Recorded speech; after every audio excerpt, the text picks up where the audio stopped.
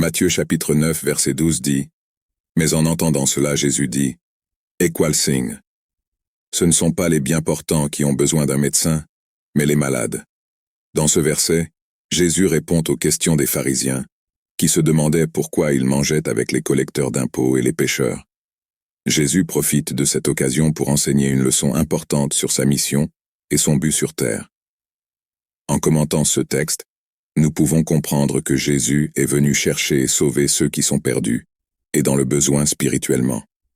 Il se présente comme le divin médecin, celui qui est venu guérir les infirmités de l'âme. Jésus reconnaît que nous sommes tous des pécheurs, et que nous avons besoin de son intervention salvatrice. Ce verset révèle le cœur compatissant de Jésus.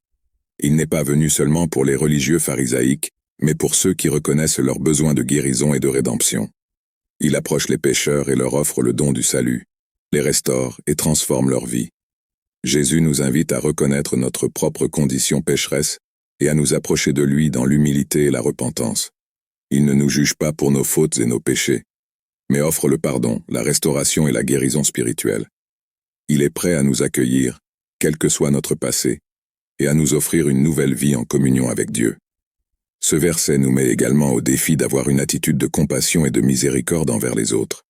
Tout comme Jésus s'est approché des pécheurs, nous devons être sensibles aux besoins de ceux qui nous entourent, cherchant à leur offrir l'amour et la grâce du Christ.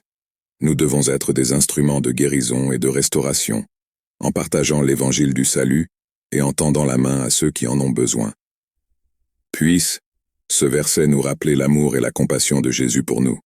Puissions-nous reconnaître notre propre besoin de ta guérison et de ta rédemption, et qu'en faisant l'expérience de sa grâce transformatrice, nous puissions partager cet amour avec les autres, en étant des agents d'espérance et de réconciliation dans un monde qui a besoin de la touche divine du médecin des âmes,